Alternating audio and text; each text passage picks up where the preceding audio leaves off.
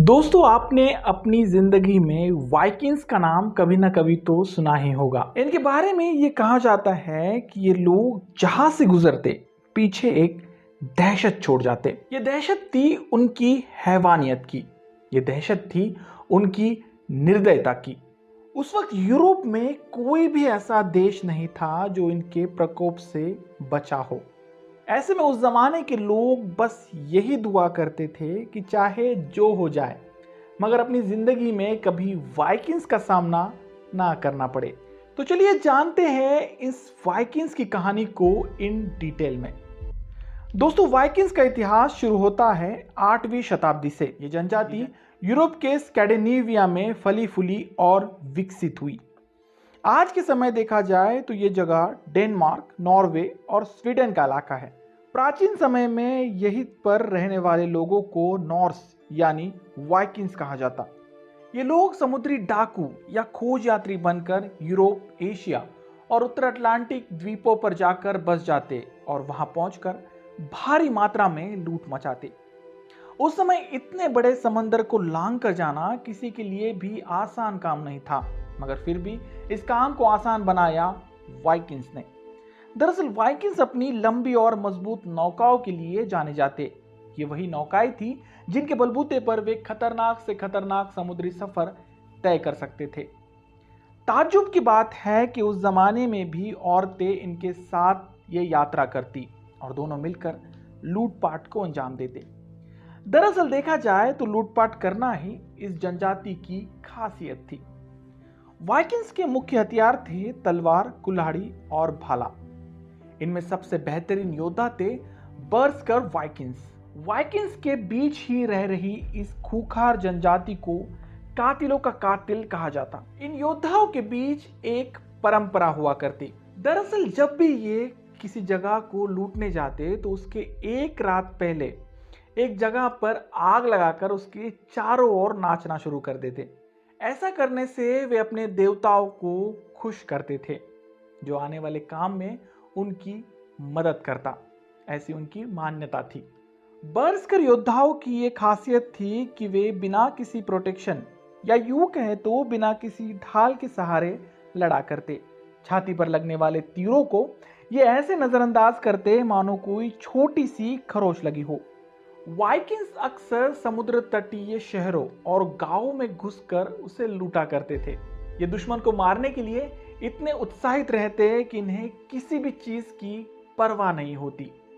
इनके इसी जोश और पागलपन की वजह से दुश्मन की रूह कांप उठती थी। कई दुश्मन तो इन्हें बस देखकर ही उल्टे पैर भाग जाते थे। वाइकिंग्स ने यूरोप के देशों के साथ साथ ईरान, अरब और उत्तरी अमेरिका की भी यात्रा की। उत्तरी अमेरिका में पहुंचने वाले ये पहले यूरोपीय लोग थे। 793 ईसा इंग्लैंड में नॉर्थम्बर्ट के किनारे पर बसे एक चर्च पर किया गया हमला वाइकिंग्स युग की शुरुआत दर्शाता है। यह हमला इतना जोरदार था कि उसने इस चर्च को पूरी तरह से मिट्टी में मिला दिया। उस समय क्रिश्चियनिटी अपने चरम पर था। ऐसे में किसी अननोन ट्राइब का उन पर इस तरह हमला करना उनके लिए किसी अजूबे से कम न था। मगर वाइकिंग्स इस धर्म से बिल्कुल अनजान थे। उनकी अपनी एक अलग मान्यता थी। ये लोग किसी एक भगवान को नहीं मानते थे। ओडिन, लोकी, थॉर। जी हाँ, ये वही कैरेक्टर्स हैं जिन्हें आपने मार्वल की मूवीज में अक्सर देखा होगा। दरअसल ये कोई कैरेक्टर्स नहीं बल्कि भगवान थे इन वाइकिंग समुदाय के। इनकी मान्यताओं को नॉर्स माइथोलॉजी कहा जाता है। खैर, इसके आगे कई दशकों तक वाइकिंग्स इन ब्रिटिश और यूरोप के तटीय इलाकों पर लगातार हमले करते गए। 9वीं शताब्दी के मध्य तक ये लोग आयरलैंड और स्कॉटलैंड के इलाकों तक पहुंच गए। वाइकिंग्स ने स्कॉटलैंड का उत्तरी और मध्य भाग के अधिकांश हिस्सों को अपना बना लिया था।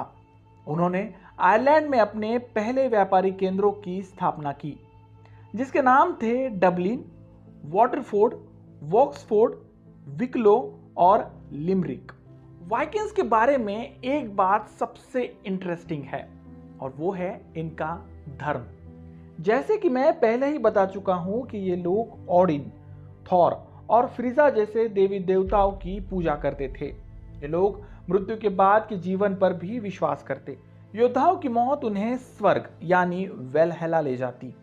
दरअसल वेलहेला उस जगह का नाम है जिसे ये लोग अपना स्वर्ग मानते थे। अपने देवी देवताओं को खुश करने के लिए ये लोग नरबलि और कई धार्मिक अनुष्ठान करते। वाइकिंग्स की समाज रचना दो हिस्सों में डिवाइडेड थी। पहले हिस्से में राजा और योद्धाओं का समावेश था, वही दूसरा हिस्सा दास दासियों का था। इनकी सोशल लाइफ में महिलाओं का दर्जा बाकी जनजातियों से कई ज्यादा ऊपर था। ये महिलाएं अक्सर व्यापार और लूटमार में मर्दों का साथ दिया करती। 11वीं शताब्दी का दौर वाइकिंग्स के अंत की कहानी को दर्शाता है। दरअसल 9वीं और 10वीं शताब्दी के दौरान ये लोग पूरे यूरोप में फैल चुके थे। यूरोप से परे जाकर इन्होंने मिडिल ईस्ट में भी अपनी बस्तियों को बसाया था, मगर आगे चलकर कुछ समीकरण ऐसे बनते गए कि धीरे धीरे इनका प्रभाव यूरोप से हटता गया, जिसकी सबसे बड़ी वजह है क्रिश्चियनिटी का प्रचार। ईसाई धर्म के फैल जाने से वाइकिंग्स अपने अस्तित्व को नहीं बचा पाए और धीरे धीरे इस धर्म में परावर्तित हुए। इनके पतन की और एक वजह बताई जाती है और वो है इनका गुस्सैल रवैया। वाइकिंग्स कभी भी एथिक्स और मोरालिटी पर चलने वाले इंसान नहीं थे। ऐसे में आने वाले दौर में वे इसी कमी के चलते गुमनामी की कगार पर पहुंच गए और धीरे धीरे खत्म हो गए। वैसे आपको वाइकिंग्स के बारे में इन डिटेल जानना हो तो आप 2017 में आई वाइकिंग सीरीज को देख सकते हैं। इस सीरीज में वाइकिंग्स के कल्चर, वर्शिप और बैटल टेक्निक को इन डिटेल में दर्शाया गया है। सीरीज की कहानी एक वाइकिंग योद्धा रैग्नार लोथब्रुक के इर्द गिर्द घूमती है, जो उस जमाने में वाइकिंग समुदाय का राजा हुआ करता। वैसे अब तक इस सीरीज के 6 सीजन आ चुके हैं, तो मेरे ख्याल से आपको इस सीरीज को जल्द से जल्द देखना चाहिए। तो आज के लिए बस इतना ही। वैसे आपकी इन वाइकिंग्स के बारे में क्या राय है, कमेंट बॉक्स में जरूर लिखें। अब रोजाना की तरह एक आसान सा सवाल। दोस्तों, चंगेज खान को भी मध्यकालीन इतिहास का वाइकिंग्स कहा जाता है। ये वो सम्राट था जिसने अपने सटीक रणनीति के तहत लगभग आधी दुनिया को अपने साम्राज्य में समा लिया था। ऐसे में मेरा आपसे सवाल ये है कि चंगेज खान कौन से धर्म से ताल्लुक रखता था? आपका जवाब कमेंट बॉक्स में जरूर लिखें। वीडियो अच्छी लगे तो प्लीज इसे लाइक कर अपने दोस्तों में शेयर करना ना भूलें। और हाँ, आपको अगर मेरा काम वाकई में अच्छा लगता है तो प्लीज चैनल को सब्सक्राइब कर देना।